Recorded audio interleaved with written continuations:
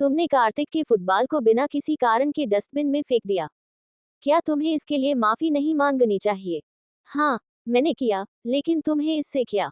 आरोही ने उसका मजाक उड़ाया। इसके अलावा ये कार्तिक और मेरे बीच की बात है। तुम हमारे बीच में बोलने वाली होती कौन हो? कार्तिक, क्या तुमने उसे सुना? वो देखो मुझसे किस तरह बात कर रही है। कृतिका ने तुरंत कार्तिक से शिकायत की। उसका चेहरा टमाटर की तरह लाल हो गया था। उसकी बात सुनकर कार्तिक ने उसे अजीब तरह से देखा। वह ठीक कह रही है। It's none of your business. क्या? कृतिका कुछ कदम पीछे हट गए। उसने अविश्वास कार्तिक की तरफ देखा। उसने लगा जैसे उसने उसे गलत सुन लिया हो। यहाँ वो उसकी मदद कर रही थी, लेकिन वो उसे ही डांट रहा था। गेट लॉस्ट, कार्तिक ने कोल्डली कहा। कृतिका दंग रह गई जबकि अन्य लोगों ने एक दूसरे से नजर मिलाई। अभी अभी उन्होंने सोचा था कि उसने अपने गुस्से से छुटकारा पा लिया है क्योंकि उसने आरोही के साथ बहस नहीं की थी। हालांकि जब कृतिका की बात आई तो उसने उसका पुराने तरीका जारी रखा। कृतिका ने एक नजर आरोही की देखा, फिर रोते हुए वहां से बाहर भाग गए। उसके इस तरह जाने से सब एक दूसरे की तरफ देखा पर किसी ने कुछ भी कहने की हिम्मत नहीं की। आरोही ने बिना किसी एक्सप्रेशन के कार्तिक को देखा और सोचा, मुझे उम्मीद नहीं थी कि कार्तिक उसके साथ इतनी बेरहमी से पेश आएगा। वो नहीं जानता कि लड़कियों के साथ कैसे बिहेव करना चाहिए। सबसे खराब सिचुएशन ये थी कि वो लड़कियों को मारता था। सच में उसकी होने वाली पत्नी बहुत ही बदकिस्मत होंगी। जब उसने कार्तिक की तुलना में दक्ष के बारे में सोचा तो उसका पति सबसे अच्छा है, क्योंकि वो उसके साथ बहुत नर्म था। ठीक है, कभी भी उसे गुस्सा आ जाता था पर इसमें उसकी ही गलती होती थी। कार्तिक अपने गुस्से को शांत करने ही वाला था कि उसने आरोही की आंखों अपने लिए घृणा देखी और उसकी आंखें फिर से लाल हो गए। तुम क्या देख रही हो? अगर तुम मुझे ऐसे ही देखती रही तो मैं तुम्हारी आंखें निकाल दूंगा। इस बदसूरत लड़की की मुझे इस तरह दिखने की हिम्मत कैसे हुए? उसकी बात सुनकर आरोही ने अपनी आंखें रोल की पर कुछ नहीं कहा। अतीत में हालांकि उसने कार्तिक के साथ बहस करने की हिम्मत की थी, लेकिन वो उससे काफी डरती थी और अक्सर पीछे हट जाती थी। हालांकि जब उसने अतीत में उसके दी गई चेतावनी को याद किया, तब उसे लगा कि वो एक बुरा इंसान नहीं है। ऐसे ही एक हफ्ता गुजर गया। इन एक हफ्तों में दक्ष ने एक बार भी आरोही को कॉल या मैसेज नहीं किया, जिस वजह से आरोही बहुत उदास थी। ऐसा नहीं था कि उसने दक्ष को कॉल नहीं किया। उसने उसे कई बार कॉल किया पर दक्ष ने उसके कॉल का कोई जवाब नहीं दिया, नहीं उसे कॉल बैक किया, जिस वजह से वो दक्ष से बहुत गुस्सा थी। ठीक है, काम इम्पोर्टेंट है, पर क्या उसके पास इतना भी टाइम नहीं है कि एक बार उसे कॉल करके उसका हाल चाल पूछ ले कि वो कैसे है, वो ठीक है भी कि नहीं? पर नहीं, उसे उससे कोई मतलब नहीं था। उसे तो बस अपने काम से मतलब था। ऐसा था वो अपने काम से शादी कर लेता, उससे शादी क्यों की हो। आरोही ने सोच लिया था एक बार बस दक्ष वापस आ जाए, वो इन सब का उससे गिन गिन का बदला लेगी। वो उससे कोई बात नहीं करेगी, उसे उसी तरह इग्नोर करेगी जैसे उसने पिछले एक हफ्ते में उसे इग्नोर किया था। हर दिन की तरफ आरोही कॉलेज से वापस आए। आज भी उसका मूड बहुत खराब था। उसका तो दिल घर आने का कर ही नहीं रहा था। भले ही उसने सोच लिया था कि वो दक्ष से बात नहीं करेगी, उस पर बहुत गुस्सा करेगी, पर वो उसे उतना ही मिस कर रही थी। उसके प्यार और अपनेपन को मिस कर रही थी। एक दक्ष ही था जो उसे वैसे प्यार करता था जैसी वो थी। जैसे ही वो घर के अंदर आए उसकी नजर समाने गए और सामने का नजारा देखकर उसकी आंखें चमक उठी। सामने सोफे पर दक्ष बैठा था और शौर्य के साथ कुछ डिस्कशन कर रहा था। उसका मन हुआ कि वो दौड़कर दक्ष के पास जाए और उसे कसकर गले लगाकर उस पे खूब गुस्सा करे। वही जानती थी कि उसने ये एक हफ्ते उसके बिना कैसे बिताया था, लेकिन जैसे तैसे उसने खुद को कंट्रोल किया। नहीं, इस बार वो दक्ष को इतनी आसानी से माफ नहीं करेगी। फिर वो दक्ष को इग्नोर करते हुए अंदर जाने लगी। उसने ऐसा दिखाया कि जैसे उसने उसे देखा ही नहीं। वही दक्ष के उसे देख लिया था। उसे तो लगा कि उसे देखते ही आरोही खुश हो जाएगी, लेकिन जैसे ही उसने आरोही को इस तरह खुद को इग्नोर करके वहां से जाते देखा, उसका आसपास का माहौल अचानक से ठंडा हो गया। फिर वो अपनी कोल्ड आवाज में बोला, स्टॉप। वही दक्ष की इतनी खतरनाक आवाज सुनकर आरोही के पैर अपने आप रुक गए, लेकिन उसने पलटकर दक्ष की तरफ नहीं देखा। वही आरोही को अभी को खुद को इग्नोर करता देख दक्ष ने कसकर अपनी मुट्ठी भींच ली। वो जानता था कि वो उससे गुस्सा थी। वो चाहे तो उस पर गुस्सा कर सकती थी, लेकिन उसे इग्नोर करना नहीं, वो ये बर्दाश्त नहीं कर सकता था। और आरोही को ये बात अच्छे से पता थी कि दक्ष को ये बिल्कुल भी पसंद नहीं था कि वो उसे इग्नोर करे। पिछली जिंदगी में भी जब भी वो उसे इग्नोर करती तो वो जैसे पागल हो जाता था। वो कुछ भी बर्दाश्त कर सकता था सिवाय उसके इग्नोरेंस के। आरोही को भले ही दक्ष से डर लग रहा था, पर उसने भी सोच लिया था कि वो इस बार इतनी आसानी से हार नहीं मानेगी। आखिर उसे भी पता चले कैसे लगता है जब आपको कोई इग्नोर करता है, खासकर वो इंसान जिससे आप बहुत प्यार करते हैं। वही दक्ष को इतने गुस्से में देखकर वहां खड़े नौकर डर के मारे थर थर कांप रहे थे। वो अच्छे से जानते थे कि उनके बॉस का गुस्सा कितना खतरनाक है। उन सबको आरोही के लिए डर भी लग रहा था कि दक्ष गुस्से में आकर आरोही के साथ कुछ गलत न कर दे।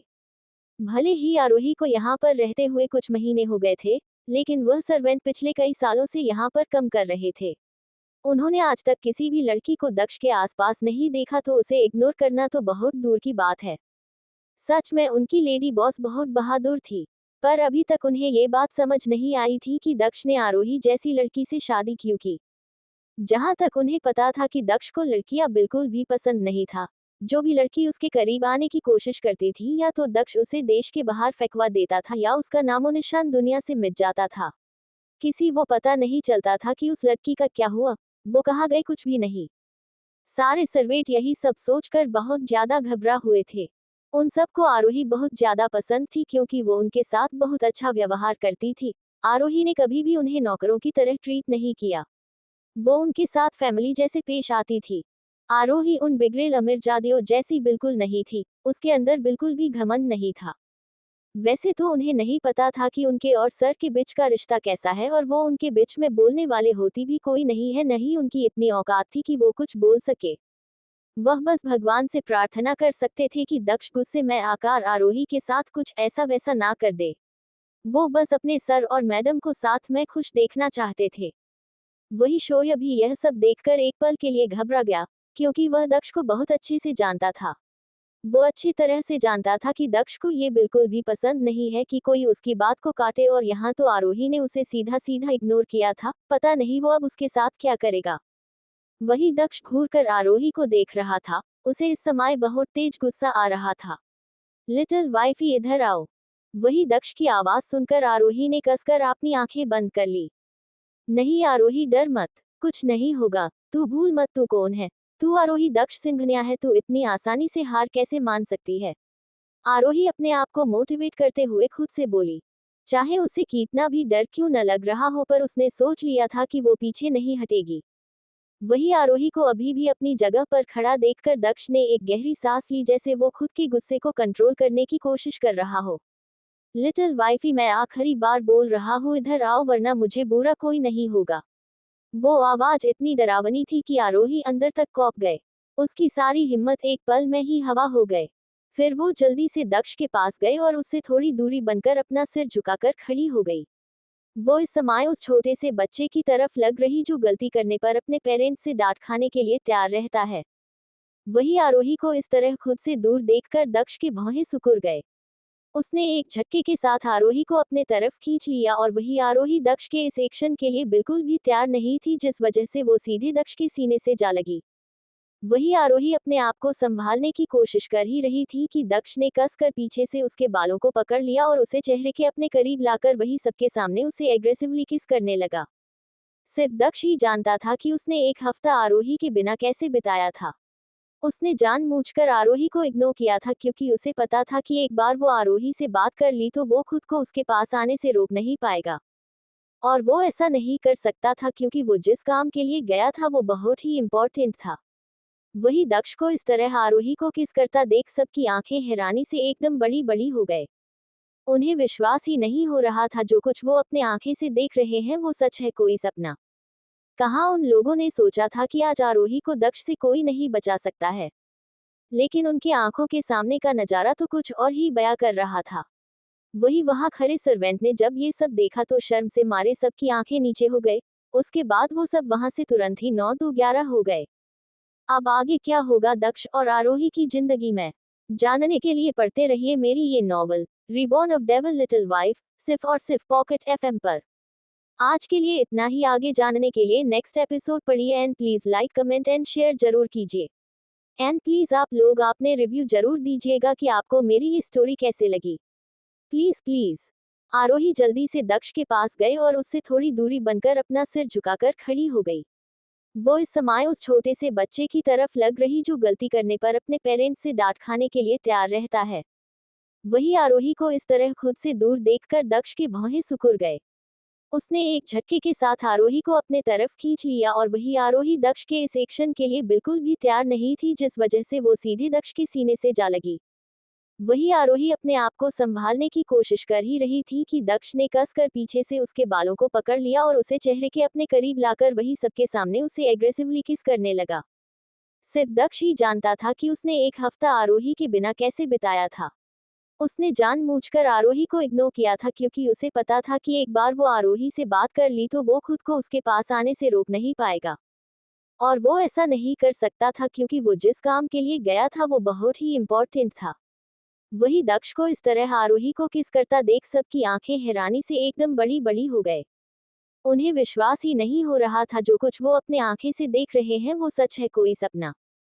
कहाँ उन लोगों ने सोचा था कि आज आरोही को दक्ष से कोई नहीं बचा सकता है। लेकिन उनकी आंखों के सामने का नजारा तो कुछ और ही बयां कर रहा था। वही वहां खड़े सर्वेंट ने जब ये सब देखा तो शर्म से मारे सबकी आंखें नीचे हो गए। उसके बाद वो सब वहां से तुरंत ही 9-2-11 हो गए। दक्ष बहुत ही एग्रेसिवली आरोही को किस कर रहा था। उसे देखकर ऐसा लग रहा था कि वो आरोही को निकल जाना चाहता हो। वही दक्ष के इस तरह किस करने से आरोही को सांस लेने में प्रॉब्लम हो रही थी, जिस वजह से वो छटपटा रही थी, पर दक्ष उसे छोड़ने को तैयार ही नहीं था।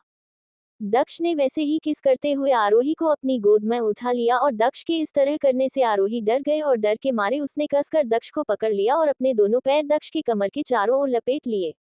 दक्ष ने भी आरोही को उसकी कमर से पकड़ लिया जिससे वो गिरे नहीं, पर इन सब में दक्ष ने अपनी किस ब्रेक नहीं की थी और वो अभी भी उसी पैशन के साथ उसे किस कर रहा था, बल्कि समय के साथ उसका पैशन बढ़ता ही जा रहा था।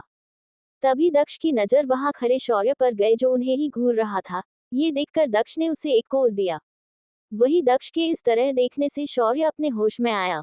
उसने दक्ष को अपने दांत दिखा दिए और वो वहां से 9-2-11 हो गया। उसे पता था कि वो एक भी और यहाँ रुका तो ये राक्षस उसे कच्चा ही चबा जाएगा।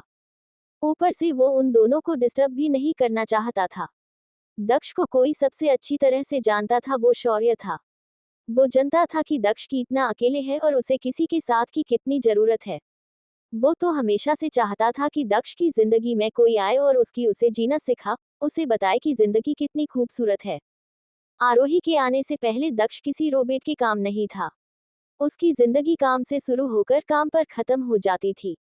उसे किसी ने कोई मतलब नहीं था, यहाँ तक कि अपने परिसर से भी नहीं।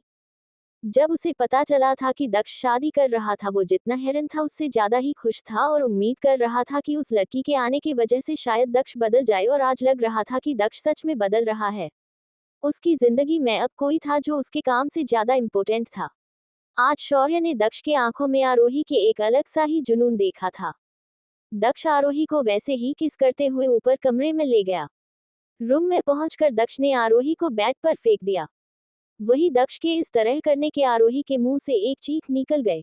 बेड बहुत सॉफ्ट था जिस वजह से आरोही को कोई चोट नहीं आए।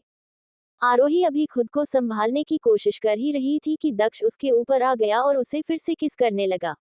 इस बार की पहले वाले किस से अलग थी, वो उसे बहुत ही प्यार से किस कर रहा था, जैसे वो अपने किस के थ्रू आरोही को बताना चाह रहा हो कि उसने इन एक हफ्तों में आरोही को कितना मिस किया। वही दक्ष के इस तरह करने से आरोही भी अपने इमोशन को कंट्रोल नहीं कर पाए और भी दक्ष का उसके किस में साथ देने लगी। उसने एक हाथ से दक्ष को कसकर पकड़ लिया और अपना दूसरा हाथ उसके बालों में ले गए और उसे किस करने लगा। वही आरोही को रिस्पॉन्स करता देख दक्ष को बहुत अच्छा लगा और वो इंटेंसिटी के साथ उसे किस करने लगा।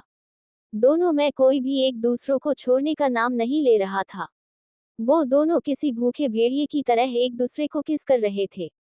ऐसे ही 15 बीत गए पर वो दोनों अभी भी वैसी ही एक दूसरे को किस कर रहे थे। थोड़ी देर बाद जब दक्ष को फील हुआ कि आरोही को सांस लेने में प्रॉब्लम हो रही है तो वो उसकी लिप्स को छोड़कर उसके गले पर किस करने लगा। बीच बीच में वो उसे बाइट भी कर रहा था। उसके इस तरह से बाइट करने से आरोही के मुंह से न चाहते हुए भी सिसकियां निकलने लगी। वही आरोही की सिसकियां दक्ष को वाइल्ड होने पर मजबूर कर रही थी, वो अपना कंट्रोल खोते जा रहा था। आरोही वो पहली लड़की थी जिसे देखकर दक्ष चाहकर भी खुद को कंट्रोल नहीं कर पाता था। आरोही के अलावा आज तक कोई भी लड़की दक्ष को अपने तरफ अट्रैक्ट नहीं कर पाई थी। उसके पास लड़कियों की कोई कमी नहीं थी, वो जिससे चाहता उससे शादी कर सकता था, पर फिर भी उसने आरोही जैसे सिंपल लड़की से शादी की जो उससे उम्र में बहुत छोटी थी। दक्ष को भी नहीं पता था कि उसे आरोही में क्या पसंद था। आरोही में ऐसा क्या था जिससे वो खुद को कंट्रोल नहीं कर पाता था। बस वो इतना जानता था कि इस दुनिया में आरोही के अलावा कोई दूसरी लड़की नहीं जो उसे अपने तरफ अट्रैक्ट कर सके।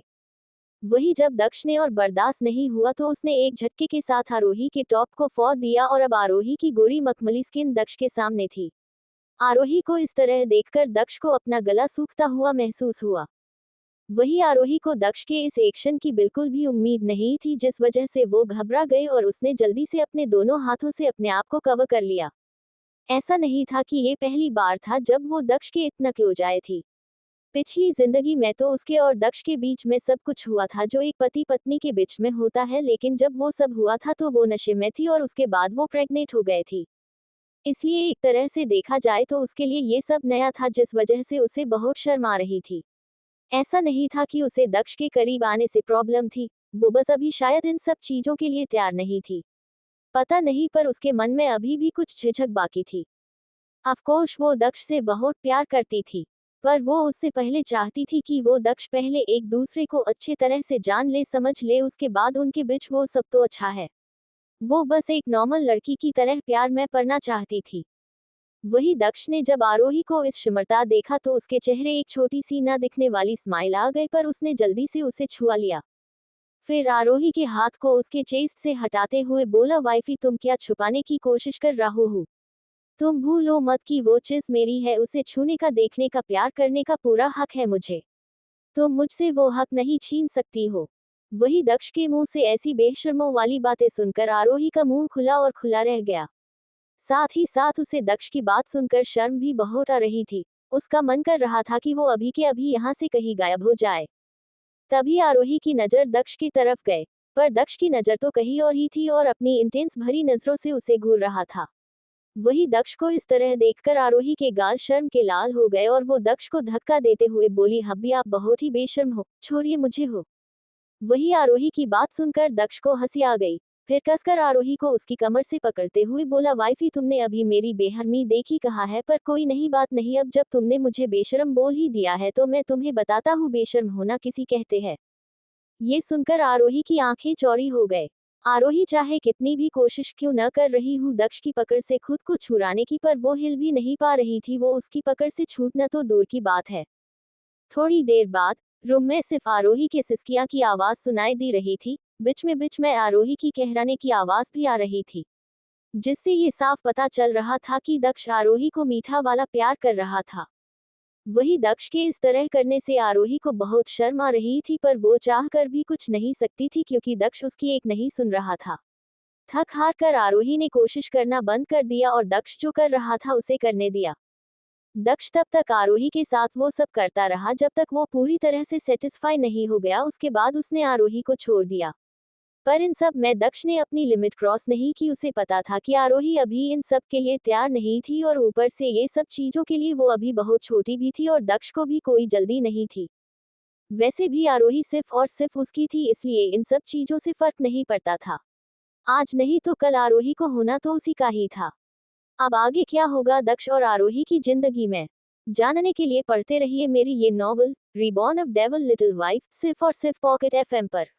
आज के लिए इतना ही। आगे जानने के लिए नेक्स्ट एपिसोड पढ़िए and please like, comment and share जरूर कीजिए। एंड प्लीज आप लोग आपने रिव्यू जरूर दीजिएगा कि आपको मेरी ये स्टोरी कैसे लगी। Please please.